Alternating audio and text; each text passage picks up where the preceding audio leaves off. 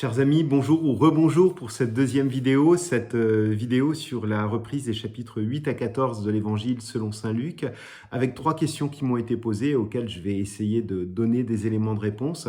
Les 2 premières questions concernent le chapitre 8, avec d'abord la question « Pourquoi est-ce que Jésus explique la parabole du semeur, celui qui jette les grains de blé, uniquement à ses disciples et pas à tout le monde ?» Est-ce que c'est pas quelque part un petit peu exclusif comme on pourrait le penser? Est-ce que c'est pas dur? Parce que s'il expliquait à tout le monde, ce serait gagné pour tout le monde. Mais voilà que bien Jésus l'explique uniquement aux disciples. Et je crois que ça fait référence pour saint Luc aussi au début de l'Église et de la communauté chrétienne. Le texte n'a pas été écrit de l'Évangile au moment où Jésus l'a raconté, au moment où il l'a vécu, mais ça a été écrit largement après.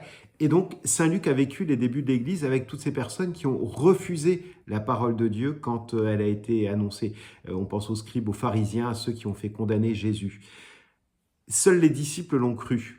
Et ils ont compris parce qu'ils l'ont accepté. Et tous ceux qui n'acceptent pas cette parole de Dieu, ils ne peuvent pas la comprendre. Donc ça ne sert à rien de leur expliquer. Ils ont eu les signes, comme dirait Jésus dans d'autres paragraphes et d'autres paraboles. Il y a eu les signes, il y a eu des résurrections d'entre les morts, il y a eu tout un tas de choses. Et les gens n'ont pas cru. C'est pas parce qu'on va leur expliquer une parabole de plus qu'ils comprendront. Et puis Jésus fait référence à un passage du livre d'Isaïe, chapitre 6, verset 10, je vous le dis. Alourdis le cœur de ce peuple, rends-le dur d'oreille, aveugle ses yeux, de peur que ses yeux ne voient, que ses oreilles n'entendent, que son cœur ne comprenne, qu'il ne se convertisse et ne soit guéri. C'est pas pour dire que Dieu veut pas qu'on soit converti, mais jusqu'à un certain moment, il faut qu'il y ait des étapes aussi. Il y a le temps de la maturation. Si vous vous dites, c'est bon, on veut donner tout ce qu'on a comme ça directement, certains n'arriveront pas. Et je prends un exemple que j'aime bien prendre, c'est celui d'un bébé. Un bébé, vous lui donnez pas un verre de whisky. Moi, vous pouvez m'en donner, il n'y a aucun souci. Mais si vous donnez un verre de whisky à un gamin, ça va pas passer directement parce qu'il n'est pas prêt à l'accueillir, à le recevoir, à recevoir cette richesse, ce goût, etc. Pour lui, ça va être du poison. C'est peut-être la même chose à certains moments. Si Jésus explique trop, s'il donne trop d'exemples, il finit par s'imposer et ça devient lourd et il n'y a plus cette liberté. Donc, pour conserver cette liberté, Jésus permet aussi qu'on prenne du temps, qu'on accepte, qu'on mette du temps à accepter et à accueillir cette parole qu'il vient nous donner.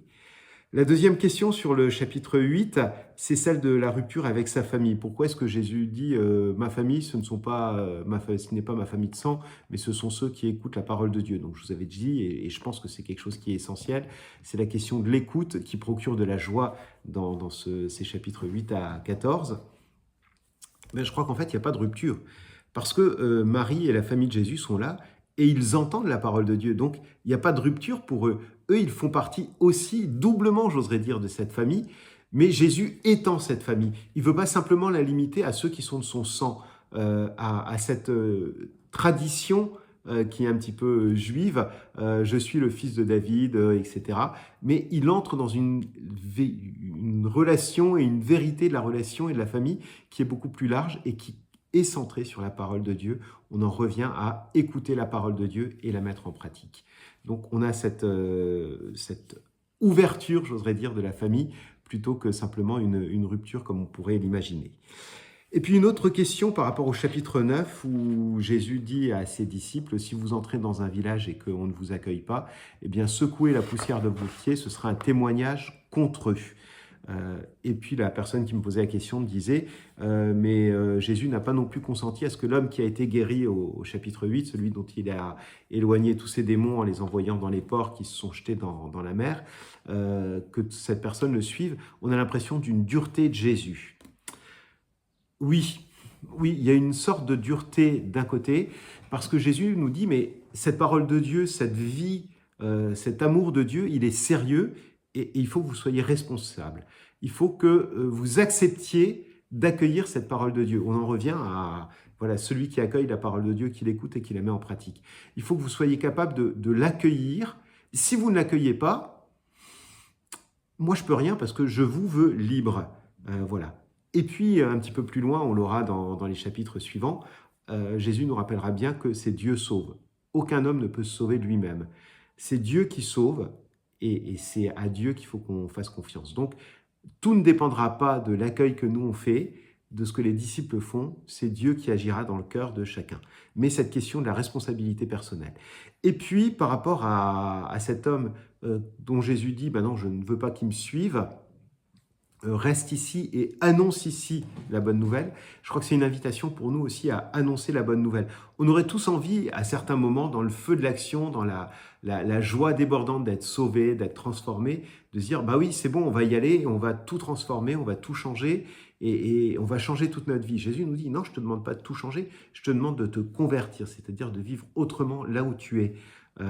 Et peut-être d'intégrer à travers cette guérison qu'il fait, il le manifeste pour cet homme, d'intégrer le corps social, de ne pas simplement s'arrêter à dire, ben voilà, maintenant que tu es guéri, passe à autre chose.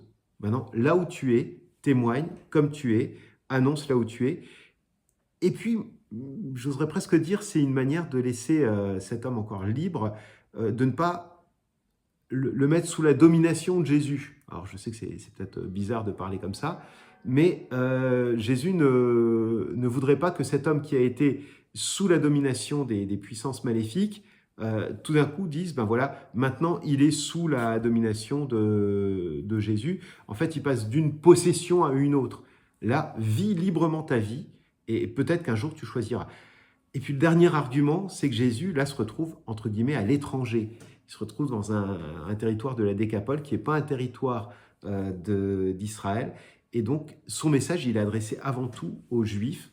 Et c'est eux qui seront les témoins, après, à travers les disciples, pour les extrémités de la terre. Mais c'est la seule incursion de Jésus à l'étranger. Et il se fait vite remettre à sa place, d'ailleurs. Et pour laisser cet homme libre, pour ne pas lui coller une étiquette sur le front, je pense que Jésus lui dit, non, reste là, ne me suis pas. Ça viendra peut-être plus tard, mais pour l'instant, reste là où tu es. Voilà, c'est mes réponses et les petits points que je pourrais dire. Je le redis, pour moi, l'essentiel de ce chapitre est centré sur l'écoute de la parole de Dieu. Voilà, l'écoute de la parole de Dieu qui nous amène à changer de vie, à nous convertir. Donc, bonne lecture, bonne continuation. J'espère que ça aura répondu un peu à vos questions et à très bientôt.